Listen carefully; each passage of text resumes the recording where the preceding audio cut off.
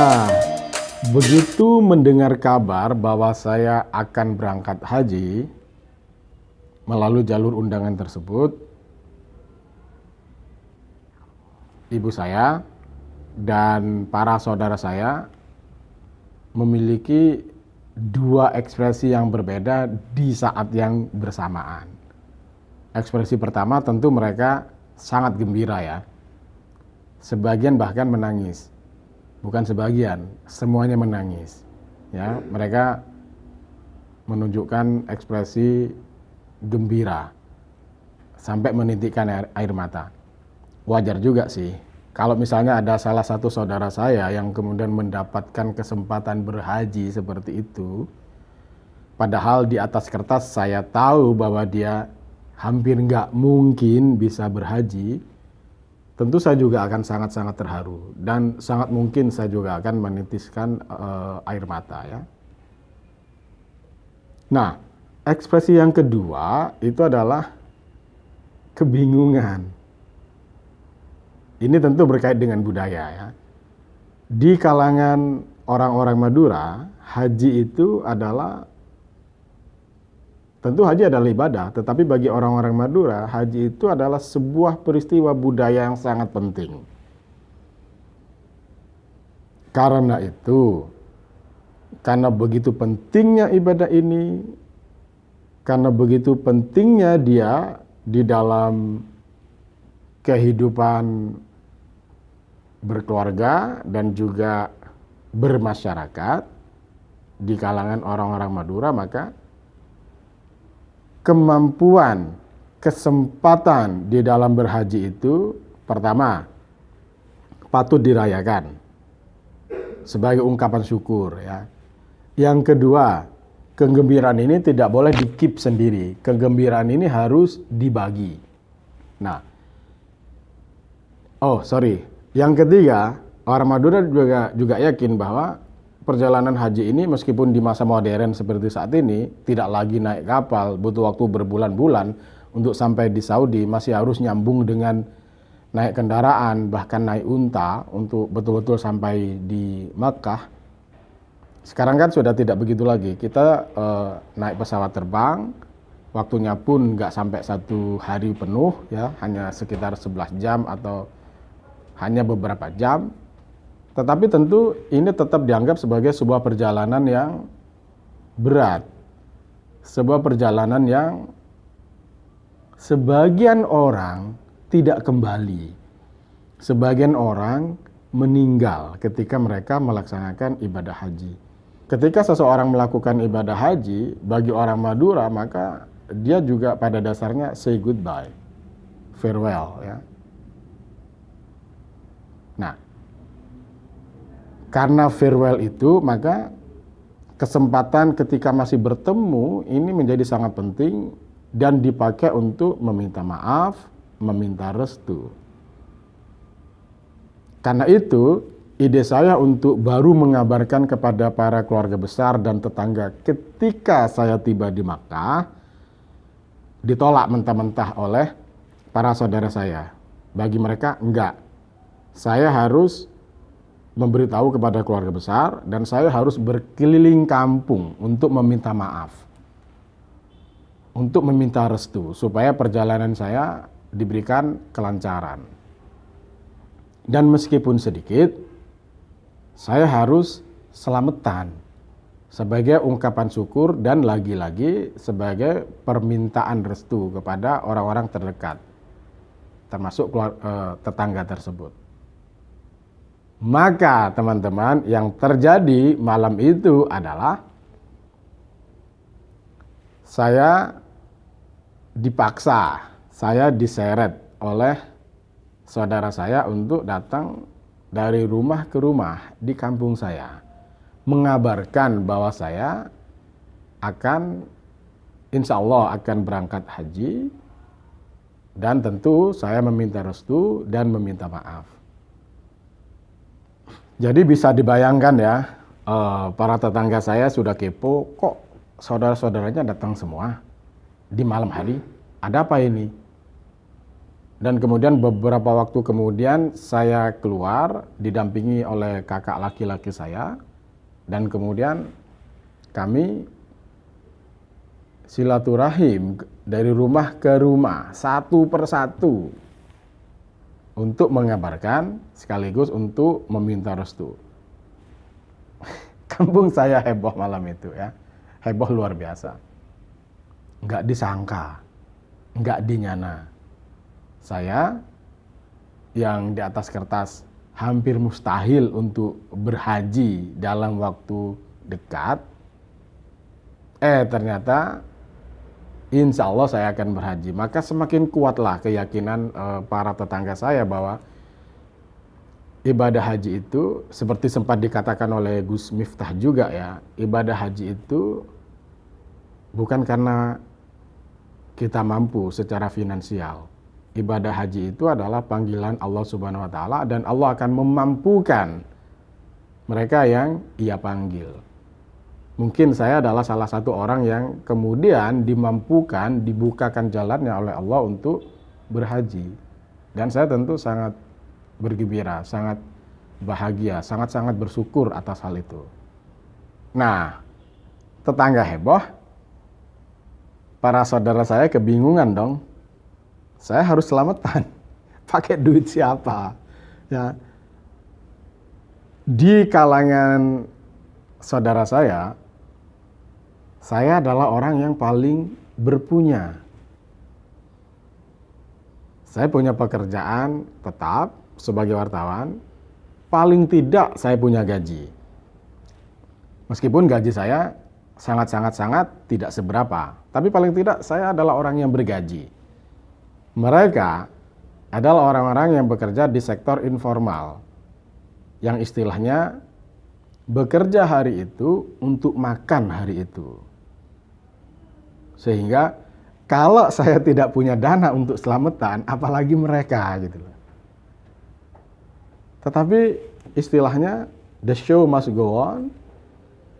Karena selamatan itu pada dasarnya bukan untuk foya-foya, bukan untuk show off, tapi selamatan ini adalah untuk meminta restu dan untuk meminta maaf, ya tentu sekaligus untuk bersyukur ya, ekspresi kesyukuran bahwa saya berhaji. Pada akhirnya insya Allah saya akan melaksanakan ibadah rukun Islam yang kelima, yang di atas kertas tidak akan mungkin saya laksanakan tanpa adanya miracle seperti ini. Maka saya dan para saudara-saudara saya berusaha sedemikian pokoknya supaya selamatan itu pada akhirnya betul-betul terjadi. Tentu dalam versi yang sangat-sangat sederhana. Jadi teman-teman, bagi kalian yang bukan orang Madura, saya beritahu bahwa haji itu sedemikian penting bagi mereka, sehingga selamatan menjelang haji itu adalah salah satu bentuk selamatan atau syukuran yang sangat besar. Mungkin memang bagi sebagian orang kemudian menyebutnya show off ya. Saya tidak berani ngejudge demikian. Tetapi yang saya bisa pahami adalah mereka sedang bersyukur. Dan kalau orang yang bersyukur ini secara finansial berkecukupan, maka ekspresi kesyukurannya memang menjadi luar biasa. Misalnya ya, mengundang satu desa penuh. Satu desa penuh artinya ratusan orang. Masing-masingnya dapat besek, atau dapat berkat, atau dapat makanan yang kemudian mereka bawa pulang. Makanannya yang mereka bawa pulang bukan makanan sehari-hari dong, makanan yang luar biasa lah. Dan masing-masing orangnya dikasih 50.000. 50.000 kali sekian ratus orang. Tentu ini bukan pengeluaran yang kecil. Kadang-kadang sudah memberikan berkat atau makanan, memberikan uang, masih pula memberikan misalnya sarung, ya. Sehingga memang pengeluaran untuk selamatan menjelang keberangkatan haji itu adalah besar sekali. Tentu kami tidak akan melaksanakan yang sebesar itu.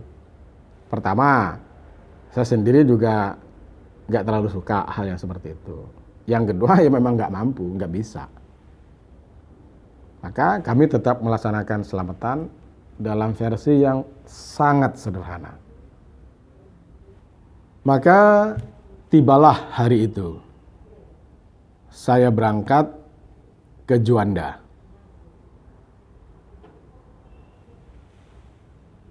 Heboh, teman-teman. Orang satu kampung. Sebagai informasi, saya tinggal di Jalan Kapasari 3 DKA, Kelurahan Kapasari, Kecamatan Genteng saat itu. Ini adalah selari perkampungan di tepi rel kereta api. Perkampungan kumuh dan padat. Orang satu kampung keluar semua. Ya. Seperti biasalah. Bagi orang Madura, orang kampung, orang Surabaya, ya, kalau ibadah haji, karena menganggap bahwa kami belum tentu akan bertemu lagi, maka itu adalah sebuah perpisahan. Mereka merangkul saya, menciumi saya. Bukan bersalaman biasa ya, merangkul, menciumi. Tentu saya juga tergetar ya, terharu sekali. Dan semuanya memang menjadi mudah. Tetangga yang punya mobil, mereka meminjamkan mobilnya. Sehingga beberapa saudara bisa ikut. Beberapa saudara dan tetangga bisa ikut mengantar saya ke Juanda. Padahal saya bukan langsung berangkat ya. Dari Juanda saya berangkat ke Jakarta. Menginap di rumah saudara saya, rumah petak. Rumah yang sangat kecil. Ya. Karena kami dikumpulkan terlebih dahulu di suatu tempat milik Kedutaan Besar Arab Saudi, di briefing dan sebagainya. Barulah kemudian kami secara bersama-sama berangkat dengan bus yang sudah mereka siapkan. Kalau saya tidak salah ingat, saya tiba H-2 sebelum hari keberangkatan. Sehingga saya masih memiliki 1 hari di Jakarta. 1 hari itu saya gunakan untuk memangkas rambut supaya lebih pendek. Yang kedua, untuk menukarkan uang. Meskipun saya adalah jamaah haji undangan Raja Arab Saudi, tapi kan saya tidak memiliki gambaran yang penuh, yang detail akan bagaimana nanti jalannya ibadah tersebut. Saya akan butuh apa dan sebagainya. Karena itu meskipun sedikit, saya harus pegang uang. Hasil hutangan, udah tentu itu. Ya, jadi saya ada sedikit uang, saya tukarkan di Jakarta. Keesokan harinya, di hari H, saya diantar oleh saudara ipar saya, suami dari adik saya, naik motor. Jadi naik motor, kami berdua bawa,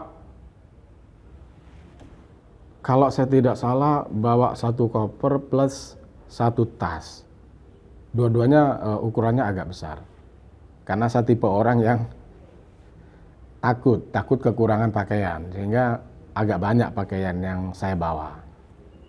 Meskipun seharusnya kalau berhaji kan pakaian utamanya ihram ya, tapi saya tetap saya membawa agak banyak pakaian, karena itu kopernya agak gede. Nah, ternyata tempat yang kami tuju, saya bukan orang Jakarta, saya tidak terlalu paham. Saudara ipar saya juga tidak terlalu paham. Dan waktu itu belum ada GPS seingat saya. Sehingga agak khawatir juga karena waktunya sudah mepet. Intinya kami harus bertanya beberapa kali ke orang tentang alamat yang akan saya tuju tersebut. Syukur, alhamdulillah, pada akhirnya kami nyampe juga. Mepet, tapi nyampe paling tidak. Di tempat tersebut, kami bertemu dengan para jamaah haji undangan yang lain. Kami berkenalan dengan beberapa di antaranya. Kenapa tidak semua? Karena jumlahnya banyak. Yang diundang itu 100 orang lebih. Ditambah dengan para petugas dari Kedutaan Besar Arab Saudi yang bertugas saat itu, tentu jumlah orang yang hadir itu menjadi sangat besar.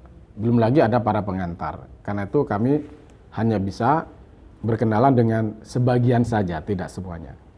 Dan saat itu juga kami kemudian diberikan bekal berupa satu tas besar, di dalamnya sudah ada sajadah, dan kalau saya tidak salah 2 kain ihram ya, 2 setel kain ihram kalau saya tidak salah, entah 1 entah 2. Selain saya juga sudah membawa pakaian ihram sendiri.